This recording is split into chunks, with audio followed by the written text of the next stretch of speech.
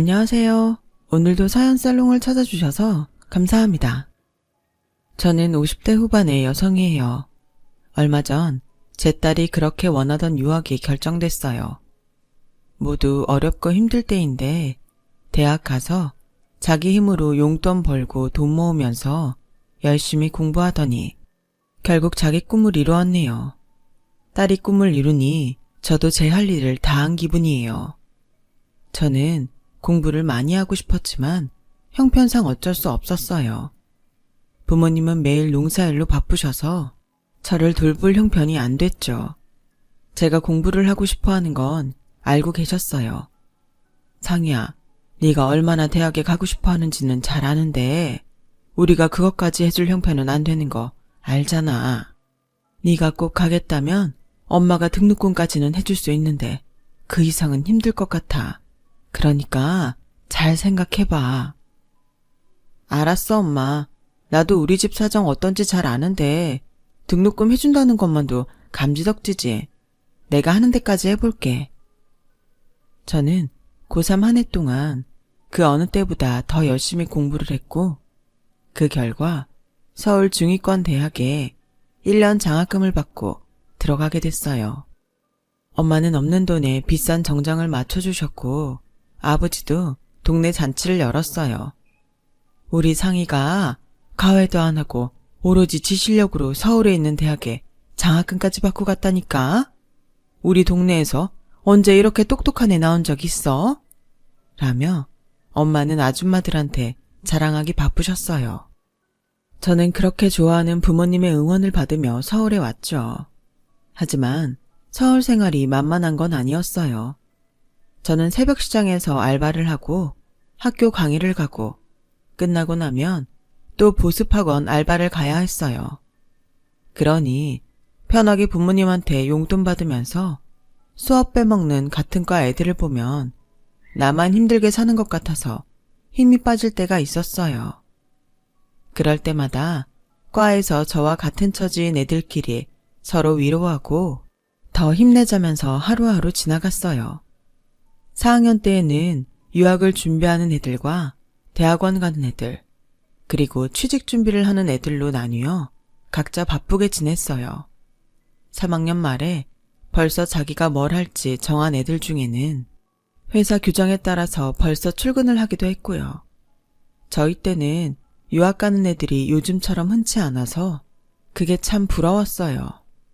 저보다 공부도 안 한 애들이 편하게 유학 준비를 하는 게 제일 속상했고 그래서 4학년 내내 많이 우울하게 보냈던 것 같아요. 저는 직장을 구하지 못하면 졸업하자마자 집에 내려가야 할 처지였기 때문에 여기저기 이력서를 내며 열심히 취업 활동을 했어요. 그래야 나중에라도 다시 공부할 기회가 올 것 같았거든요. 그리고 꽤 괜찮은 회사에 최종 면접까지 보고 합격하게 됐죠. 엄마는 졸업식 때 올라오셔서 저와 같이 회사 근처에 방을 구하러 다니셨어요. 졸업식에서 엄마는 과 친구들이 화려하게 치장을 하고서 가족들에게 둘러싸여서 사진 찍는 걸 보시더니 제 손을 잡고서 우리 딸이 자기 힘으로 공부해서 서울에 번듯한 직장도 갖고 네가 진짜 난 사람이다. 부모가 돼서 아무것도 못해주고 미안하다. 너도 저렇게 예쁘게 꾸미고 하고 싶은 거 다 했어야 됐는데. 됐어. 그런 말 하지 마. 난 엄마가 졸업식에 와준 것만도 고마워. 사실 아무도 안 올 줄 알았거든. 아빠도 아프시고 바쁘잖아. 그리고 난 원래 저렇게 꾸미는 거 안 좋아해. 어울리지도 않고. 저는 그것보다는 유학이 가고 싶다는 말이 목구멍까지 올라왔지만 몇 년 새에 더 늙은 엄마를 보며 그 말을 꾹 참았어요. 그때 제 사정은 직장에 들어가서 돈을 벌 수 있는 게 다행이기도 했고요. 저는 회사에 적응하기 위해 열심히 노력했어요. 회사에는 저보다 좋은 대학을 나온 사람들이 훨씬 많았어요. 그들이 자기들끼리만 몰려다니면서 저 같은 중위권 대학 나온 사람들을 은근 차별하는 것도 있었어요. 저와 같은 처지에 있는 사원들을 만나면 그런 것 때문에 신세한탄을 하는 일이 많았지만 저는 그럴 여유가 없었어요. 어떻게든 일을 잘해서 인정받는 게 제 목표였어요. 그러다 보니 자연히 동기 중에서 제가 눈에 띄었고 제법 중요한 일을 하는 팀에 들어가게 됐어요. 하지만 그 팀에서는 저를 인정하지 않고 맨날 커피 심부름에 복사 심부름만 가득 시키더군요. 그래도 불평하지 않고 묵묵하게 맡은 일을 했더니 좀 지나서는 저한테도 일다운 일을 주더라고요. 그런 제게 다가온 사람이 있었어요. 저와 다른 팀이었는데 제가 눈에 띄었다고 하더라고요. 김상희 씨는 항상 열심히 해요. 뭐든지 잘하고요. 비결이 뭐예요? 저도 좀 가르쳐 주세요. 라며 저에게 다가왔고 저는 그 사람에게 호감을 느꼈어요. 주말에 몇 번 만나고 난 후에 그 사람은 저 상희 씨랑 정식으로 사귀고 싶은데 어때요? 상희 씨도 저 싫지 않죠? 저도 그런 느낌은 알거든요. 우리 천천히 서로 알아가 봐요. 서두르지는 말고요. 편하게 시작했으면 좋겠어요. 저는 일이 먼저였기 때문에 연애에만 빠지는 건 원하지 않았어요. 그래서 서두르지 않고 천천히 알아가 보자는 게 마음에 들었죠. 저와 그 사람은 가벼운 마음으로 만나기 시작했고 점점 서로를 좋아하게 됐어요. 그러는 중에 저는 회사 일에 익숙해졌고 어느 정도 성과도 냈을 때였어요. 그 사람은 같이 저녁을 먹다가 저에게 오늘은 특별히 하고 싶은 말이 있어서 보자고 했어요. 여기 이거 프로포즈 반지예요. 라며 반지 상자를 내밀었고 저는 그걸 받았어요. 이 사람이면 제가 결혼하고도 계속 제 일을 할 수 있겠다는 생각이 들었거든요. 시골에 있는 엄마와 아버지도 제 결혼 소식을 기뻐했어요. 남자가 듬직하고 성실해 보인다면서 마음에 들어 했고요. 하지만 시어머니와 시누이는 상견례 때부터 꼬장꼬장하게 굴며 좋지 못한 인상을 남겼어요. 결혼하고 나면 사람 좀 힘들게 하겠다 싶더라고요. 두 사람은 식사가 나올 때마다 까탈스럽게 굴었고 저희 부모님한테도 도도하게 구는 게 마음에 들지 않았어요.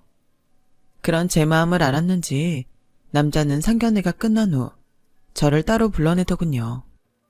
상희 씨한테 얘기 안 한 게 있는데 어머니는 제가 2살 때 아버지랑 재혼하셨어요. 친어머니는 병으로 일찍 돌아가셨고요. 2살 때부터 저를 키워주셨으니 친어머니나 마찬가지라고 생각하겠지만 항상 저한테 자기는 새어머니라는 걸 강조하시고 민정이는 자기 친딸이라 나랑 다르다고 입에 달고 사셨어요. 그래서 제가 얼른 제 가정을 만들어서 독립하고 싶은지도 몰라요. 원래 저한테 애정이 없어서 저러는 거니까 결혼하고 우리랑 크게 상관 안 하고 살 거예요. 아버지도 돌아가시고 안 계시잖아요.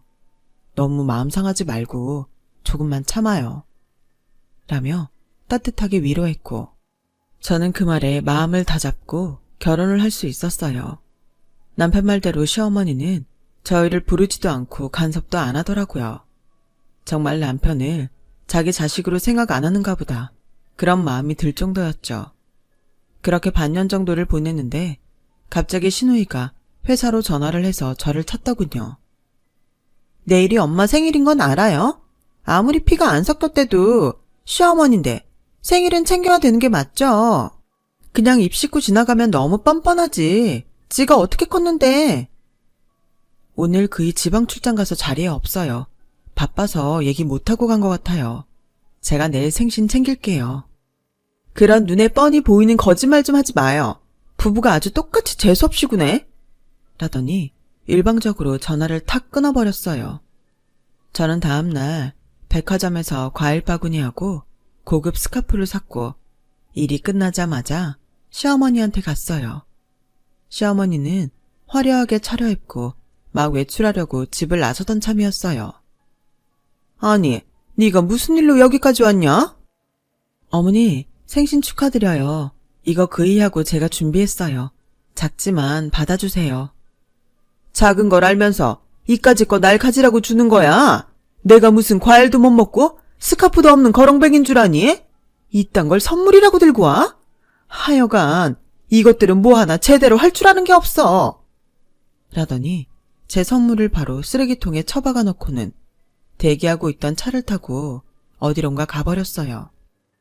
저는 너무 어이가 없고 황당해서 그저 당하기만 하다가 집에 왔죠. 그랬더니 신우이한테서 다시 전화가 왔어요. 아니, 엄마한테 선물을 하려면 제대로 된 걸 할 일이지. 무슨 과일 바구니에 스카프 따위나 하라고 내가 생일 가르쳐줬을 것 같아요? 우리가 뭐 그런 거나 받아먹을 사람들도 보여요? 아주 남들을 우습게 보는 건지 지들 수준이 바닥이라서 그러는 건지 모르겠네. 아가씨, 제가 급하게 준비해서 부족해 보였을 수도 있어요. 근데 정말 뭐가 그렇게 잘못됐는지 모르겠어요. 이거 시골에서 살다가 겨우 회사 붙어서 다닌다더니 그 말이 맞나 보네. 오빠는 어디서 골라도 꼭 지 같은 거 골라서 결혼했을까? 이봐요. 댁한테는 하늘같은 시어머니가 생신을 맞았으면 못해도 탄생석으로 귀걸이 목걸이 세트 정도는 해야지. 이런 것까지 알려줘야 돼? 얼마나 못 배워먹고 자랐으면 이 정도 상식과 예의도 모르는 거야. 댁 수준이 어떤지 아주 잘 알았으니까 앞으로는 서로 그냥 모르는 사람처럼 하고 지내자고요. 엄마 말이 맞았네. 저런 것들하고는 상종하고 사는 거 아니랬는데. 라며 사람 정신을 쏙 빼놓으면서 자기 할 말만 하고 전화를 끊었어요. 시어머니는 고등학교 교사였고 돌아가신 시아버지가 작은 사업을 하셨기 때문에 남겨놓은 재산이 꽤 된다고 들었어요. 하지만 시아버지 살아생전에 시어머니의 이간질 때문에 남편과 시아버지 사이가 안 좋았다고 해요. 그 결과 남편은 그 재산의 일부만 상속받고 전부 시어머니와 신우가 시아버지 재산을 차지했다고 하더라고요. 그렇게 누릴 거 다 누리고 사는 사람들이니 제가 우습게 보였을 거예요. 하지만 저는 결혼 전에는 그렇게 비싼 선물을 제 부모님한테도 해본 적이 없었어요. 나중에 남편은 그걸 알고 신우에게 다시 또 전화하면 가만 안 두겠다고 화를 냈고 시어머니한테도 우리끼리 알아서 잘 살 테니 신우 단속이나 잘 하라고 했어요. 그런 일이 있었으면 나한테 먼저 알렸어야지. 저 사람들이 어떤 사람들인데 그걸 혼자 감당할 생각을 한 거야. 당신도 출장 가서 바쁘잖아. 일이 얼마나 힘들게 돌아가는지 내가 제일 잘 아는데 신경 쓰게 하고 싶지 않았어. 그리고 나는 내가 챙기면 당신한테도 좀 고마워할 줄 알고 그랬지. 그런 상식이 통하는 사람들이 아니야. 그러니까 너무 속상해하지 말고 잊어버려. 남편이 그동안 얼마나 외롭게 살았을지 감이 오더라고요.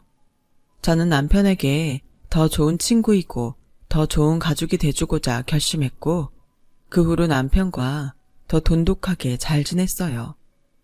그렇게 몇 년을 지내면서 저희 사이에 딸도 생겼고 남편도 승진을 하게 됐어요. 좋은 일이 계속되면서 저와 남편은 이대로만 가면 참 행복하겠다 싶었죠. 그러다가 남편이 장기 출장을 갈 일이 생겼어요. 미국의 지사를 새로 세우는데 남편이 선발대로 가서 시장 조사를 하게 된 거였어요. 석 달 동안이나 출장을 가다니 결혼하고 이렇게 오래 떨어져 보는 건 처음인 것 같은데 당신이랑 하영이 보고 싶어서 어떡하지? 전화 자주 하고 이메일도 보내고 사진도 보내면 되지. 요즘같이 좋은 세상에 영 못 보기만 하는 것도 아닌데 뭘 그래. 석 달 금방 지나가. 당신은 그저 건강하게 있다가 올 생각만 해. 올 때 하영이 선물도 사오고. 알았지? 라고 남편을 다독이며 출장을 보냈고 그렇게 한 달 정도 지났을 때였어요. 어느 날 회사 부하 직원이 하얗게 질려서 제 자리로 다가왔어요. 과장님, 한민철 부장님이 지사부지 보러 가셨다가 교통사고가 나서 병원으로 실려갔다는데 상태가 좋지 않다고 연락이 왔어요. 라는 말을 듣고 얼마 되지 않아 남편이 세상을 떠났다는 전화가 저한테 왔어요. 정말 하늘이 무너지는 것만 같았어요. 눈앞이 캄캄했고 뭘 어떻게 해야 할지 아무 생각도 나지 않았죠. 제가 그렇게 기운을 못 차리고 울기만 하는 사이에 회사에서 장례식장을 마련해주고 회사장을 치러줬어요. 시어머니와 신우는 장례식 마지막 날 아주 잠깐 들러서 저랑 눈도 안 마주치고 부조금만 놓고 가버렸어요. 그 사람들이 남편 가족이라는 걸 회사 사람들도 아무도 모를 정도였으니까요. 남편이 가고 한 달이 조금 지났을 때였어요. 저는 여전히 딸을 제대로 돌보지 못할 정도로 힘들어하고 있었죠. 그런데 갑자기 시어머니와 신우가 부동산 업자와 들이닥쳤어요. 여기도 재개발 들어가는 데니까 같이 묶어서 아파트 짓는 데에 들어가면 회사도 좋고 우리도 좋은 거 아니겠어요? 어머니, 지금 뭐 하세요? 이 사람들은 누구예요? 보면 몰라요. 이 집 보러 오신 분들이잖아요. 이쪽 다 묶어서 아파트 올라간대요. 제가 언제 아가씨한테 물어봤어요? 그걸 왜 제가 있는데 어머니가 나서서 이러시는데요. 저는 집 안 팔아요. 나도 당신 김상희 씨랑 얘기하기 싫어요. 근데 엄마는 나보다 더 싫다니까. 내가 얘기하는 거예요. 이 집 원래 오빠 결혼할 때 엄마가 준 거니까 따지고 보면 엄마 거고요. 이제 그 사람 없으니까 엄마가 알아서 하는 거예요. 당신하고는 아무 상관없는 일이니까 얼른 짐 싸서 나갈 생각이나 하세요. 미니야, 길게 얘기할 거 없다. 상대해주면 너만 피곤해. 그만 가자. 라며 저를 남보다도 못한 사람 취급하는데 너무 화가 치밀었어요. 제가 그 길로 나가서 등기를 떼서 알아보니 시아버지가 남편한테 줬던 땅인데 시어머니가 남편 결혼할 때 집을 자기가 지을 테니 세를 내고 살라고 했던 거더라고요. 남편은 아버지가 자기한테 준 땅이라고 얘기했겠지만 안 통했을 거예요. 그래서 집은 시어머니 명의로 되어 있는 게 맞았고 제가 할 수 있는 게 없었어요. 그렇더라도 어떻게 자기가 2살 때부터 키웠던 아들의 아내랑 그 딸을 이렇게 피도 눈물도 없이 쫓아내는지 정말 이해가 안 되더라고요. 남편이 항상 상식으로 안 되는 사람들이라고 말했던 이유를 뼈저리게 깨달았죠. 하지만 그 일이 다시 제가 이를 악물게 만드는 계기가 됐어요. 저는 정신을 차리고 작은 아파트 전세를 얻어서 딸아이와 둘이 살기 시작했어요. 딸을 유치원과 학원에 보내 그곳에서 거의 하루 종일 있게 하면서 저는 회사 일에 더욱 매달렸어요. 어떻게든 지금보다 나아져야 한다는 생각밖에는 없었어요. 한때는 하던 일이 잘 안 돼서 수도권에 있는 본사 연수원에서 1년 정도 유배 같은 생활을 한 적도 있었어요. 너무 힘들 때에는 다 때려치우고 내 사업을 해볼까 진지하게 고민한 적도 있었어요. 하지만 제 퇴직금은 사업을 벌릴 만한 돈이 되지 않았고 혹시 잘못돼서 아이를 키울 형편도 안 되면 어떡하나 싶더라고요. 아이한테 돈이 많이 들어가기 시작할 때 그때라서 겁이 덜컥 났어요. 저는 결국 버틸 수 있을 때까지 버티기로 했어요. 그러다가 다시 본사로 돌아왔을 때 이사님 한 분이 저를 눈여겨보셨다며 남편이 지사 부지를 보러 갔던 곳에 몇 년 나갈 생각이 없냐고 하시더군요. 김 차장 일 잘하는 거야. 아는 사람은 다 알지. 미국 지사도 차차 자리를 잡아가고 있는데 본사 사정도 잘 알고 소통이 잘 될 사람이 필요하다고 하더라고. 미국 대학에서 연수 받을 수 있는 기회도 줄게. 그렇게만 해주신다면 저도 너무 감사하죠. 그런데 4년 후에 돌아와서 제가 본사에서 일할 수 있는 건지 궁금해요. 본사가 아니어도 지사장으로 많이 가는데 본사를 꼭 원하면 그렇게 할 수 있을 거야. 실적이 좋아야 되는 건 알고 있지? 라는 말에 저는 그러겠다고 했어요. 제가 미국 대학에서 공부를 할 수 있는 것도 좋았지만 딸이 좋은 교육을 받을 수 있는 절호의 기회였거든요. 고생 끝에 복이 온다더니 이런 건가 하는 생각이 들 정도였어요. 그렇게 저와 딸은 비행기에 몸을 싣고 생전 처음 미국을 가게 됐어요. 저는 남의 나라이다 보니 문화가 달라서 어려운 게 많았는데 딸은 어려서 그런지 처음에만 좀 힘들어하더니 금세 적응해서 친구들도 많이 사귀고 잘 지내더라고요. 무엇보다 아이가 밝아지고 자신감이 생긴 게 좋았어요. 한국에서는 아빠도 없는데 엄마하고도 같이 지낼 시간이 많이 없으니 자기도 모르게 위축이 됐던 것 같아요. 저도 회사 실적에 신경 쓰이긴 했지만 제게 주어진 시간을 최대한 잘 활용하려고 노력했어요. 그 결과 미국 대학원 1년 과정도 무사히 수료했고 지사 실적도 괜찮았어요. 꽤 괜찮은 기업들과 저희 회사 기술 제공 계약을 맺었거든요. 저는 그렇게 4년간 무사히 제 일도 잘 마치고 공부도 하고 정말 꿈만 같은 시간을 보내고 한국에 돌아왔어요.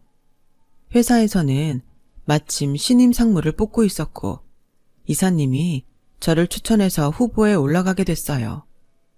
그때는 떨어졌지만 2년 후 다시 상무를 뽑을 때에는 제가 그 자리에 있을 수 있었죠. 아이는 어느새 중학생이 되어 있었어요. 저는 시골에 혼자 계신 엄마를 모셔와서 같이 살기로 했어요.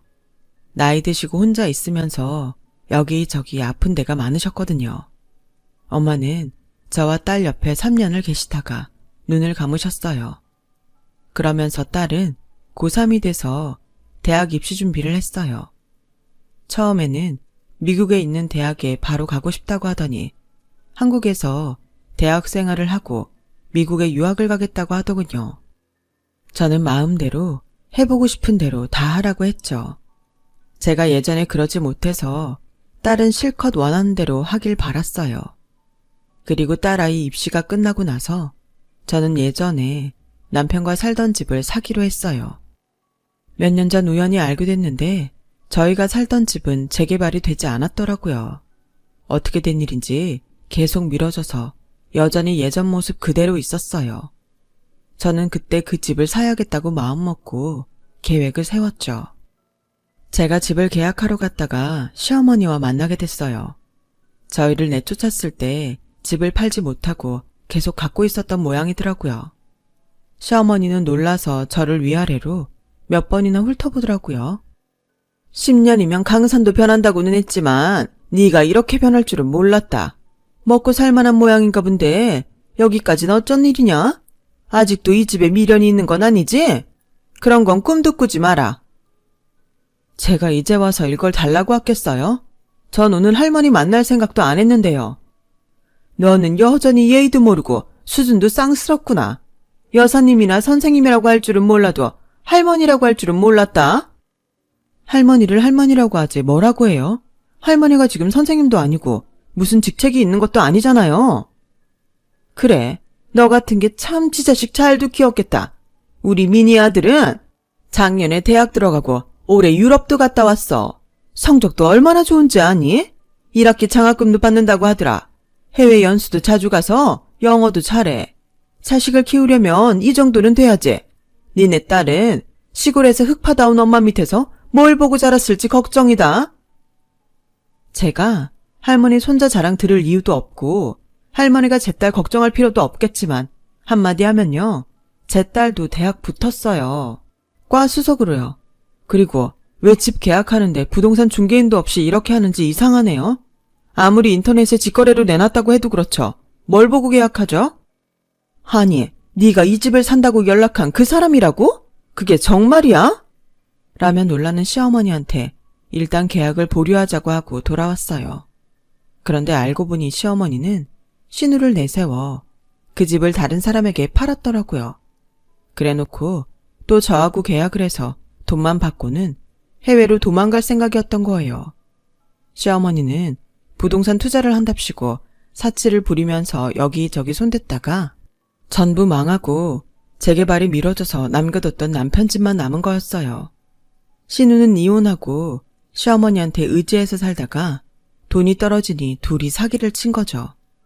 시어머니와 신우는 곧 체포가 됐고 경찰서에 진술하러 간 저를 보더니 두 손을 모으고는 눈물을 뚝뚝 흘렸어요. 얘야, 정말 미안하다. 어떻게 하다 보니 이렇게 됐어. 제발 한 번만 선처해다오. 언니, 제가 그동안 연락도 못하고 너무 미안했어요. 제가 이제 언니한테 잘할 테니까 이번 한 번만 좀 봐주세요. 절 그 집에서 쫓아낼 때 며느리로 생각도 안 하고 김상희 씨라고 부르던 사람들이 갑자기 왜 이러세요? 그리고 이게 제가 봐주고 말고 할 문제인가요? 댁들이 죄를 지었으면 벌을 받아야죠. 언제까지 당신들 억지가 이 세상에 통할 줄 알았어요? 라며 차갑게 뿌리쳤어요. 전에 집을 계약했던 두 사람도 그 두 사람을 고소했더군요. 저는 그 사람들을 도왔죠. 법적인 절차를 밟아서 그 집을 샀고 제 이름으로 명의도 변경했어요. 그렇게 두 사람과 저희 집의 질긴 악연은 끝이 났고 두 사람은 집행유예를 받은 뒤에 지방 어디로 떠났다는 말만 들었어요. 그리고 오늘에 이르게 된 거죠. 저는 그때 시댁이라는 사람들한테 너무 질렸어요. 무엇보다 딸을 잘 키우고 싶어서 결혼을 안 했지만 제 딸은 자기 공부 잘하고 좋은 사람 만나서 잘 살았으면 하는 바람이 간절합니다. 제 얘기는 여기까지예요.